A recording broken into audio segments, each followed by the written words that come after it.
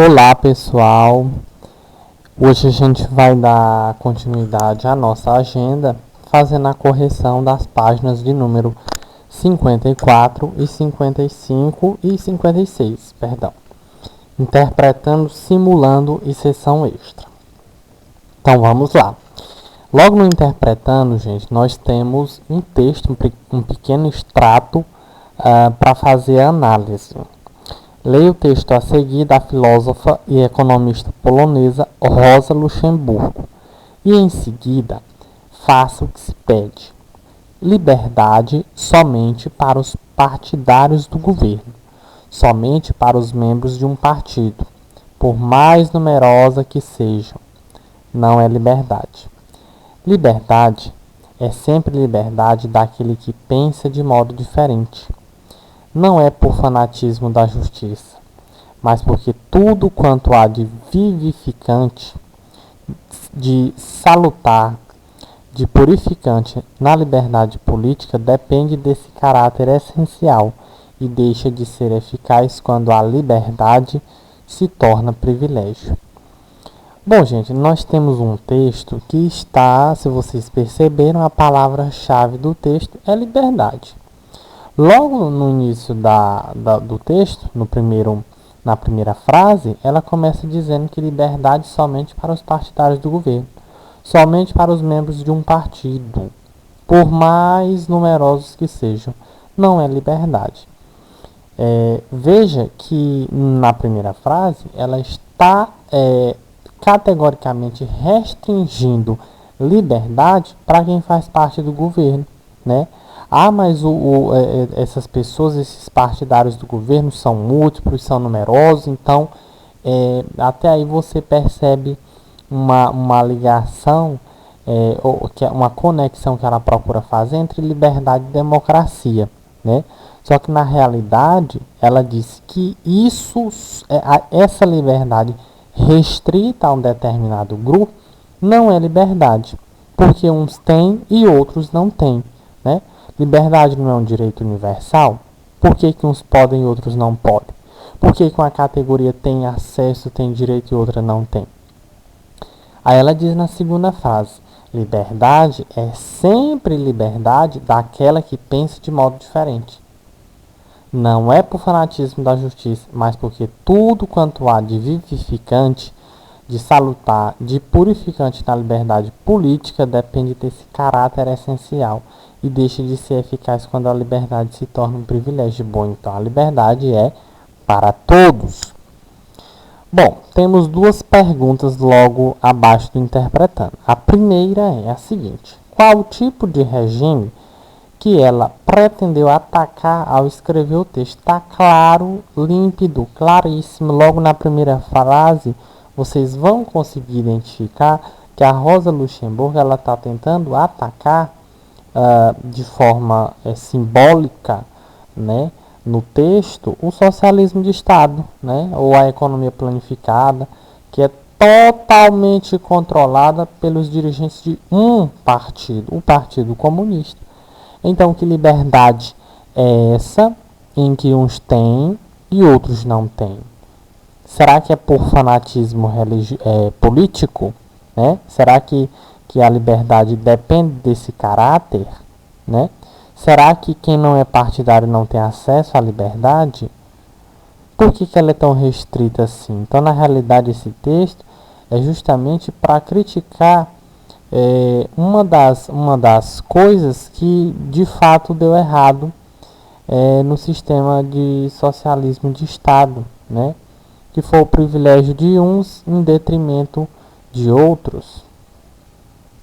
Bom, segunda questão diz assim: por que a autora afirma que no regime criticado no texto a liberdade é um privilégio? Bom, porque os líderes na União Soviética, na então União Soviética, não faziam da liberdade um princípio válido para todos, né? Isso ficou muito claro naquilo que a gente discutiu. Aqueles que eram os apaniguados, que eram os partidários do Partido Comunista, do governo, tinham de fato liberdade. E quem não, a liberdade era só uma ideia distante, algo inacessível. Então, verifica-se aí que a autora critica esse ponto, né? Ao afirmar que liberdade deveria ser para todos e não para poucos. Bom, vamos lá. Dando prosseguimento, agora nós vamos passar para o simulando. Bom, gente, no simulando, a gente tem um mapa que representa algumas repúblicas separatistas na Rússia, né? Vocês vão perceber que nesse mapa aparecem 5 numerações. E o texto de descrição diz o seguinte: a área do Cáucaso, com cerca de 12 milhões de habitantes, é rica em petróleo e tem influência da religião islâmica, muitas vezes usada como resistência à Rússia cristã ortodoxa. A região engloba partes do sul da Rússia, onde estão a Chechênia, o Daguestão e a Ingushétia, bem como países independentes como a Geórgia, o Azerbaijão e a Armênia. A Chechênia usufrui de uma independência parcial desde 1996, após uma guerra com a Rússia. Atualmente vive sob forte tensão com os russos, apoiando o separatismo do Daguestão. A região geográfica a que se refere o texto está na área indicada no mapa com o número. Bom, na realidade, gente, essa questão é uma questão de localização geográfica. Dentre as 5 áreas assinaladas, são 5 áreas bem distantes, você deveria perceber, primeiro, por uma característica que foi enfatizada no texto, uma área rica em petróleo. Onde é que está concentrado o petróleo russo? Onde é que estão as áreas de exploração? Depois, a proximidade com alguns países independentes e algumas repúblicas. Então, seria um indicativo para tentar facilitar a localização da Chechênia. Se você não soubesse onde fica essa república, você iria lembrar de alguns outros países ou algumas outras repúblicas cuja Chechênia está próxima, né? E aí você iria encontrar a alternativa de letra A, né? Número 1 representa a Chechênia. Bom, vamos dando prosseguimento à nossa correção na página de número 56, né? Página de número 56, onde nós iremos responder a sessão extra, certo? Sessão extra do capítulo de número 13. Então vamos lá. Na sessão extra, a primeira questão diz o seguinte: você vai julgar verdadeiro ou falso para as afirmações que são feitas a seguir. E em seguida vai reescrever as afirmações no caderno incorretas, né? Uma questão muito usual em nossas avaliações.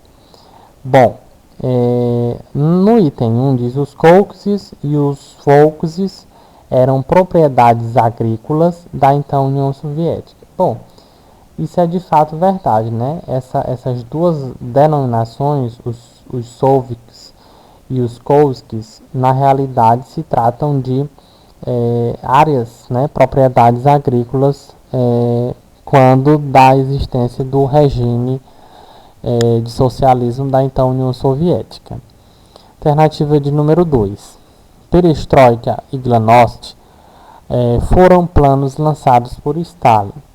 Não, a perestroika e a Glasnost, transparência econômica, né, e eficiência administrativa, na realidade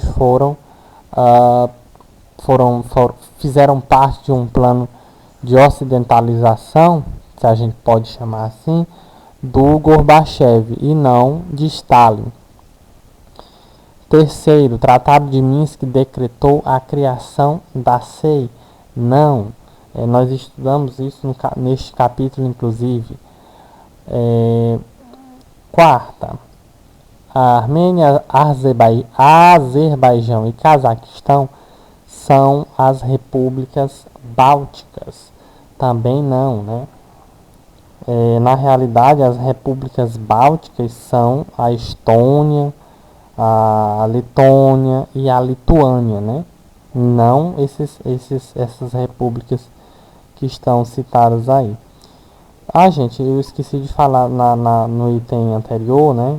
Na realidade, o Tratado de Minsk decretou a criação da SEI. Bom, o Tratado de Minsk não decretou a criação da SEI, né? Como eu disse para vocês, nós havíamos estudado esse tratado neste capítulo de número 3, e ele pôs fim à União Soviética, né? A SEI, na realidade, ela foi criada por um outro tratado que me veio à memória agora, que foi o Tratado de Alma-Ata, né? Ou de Almata.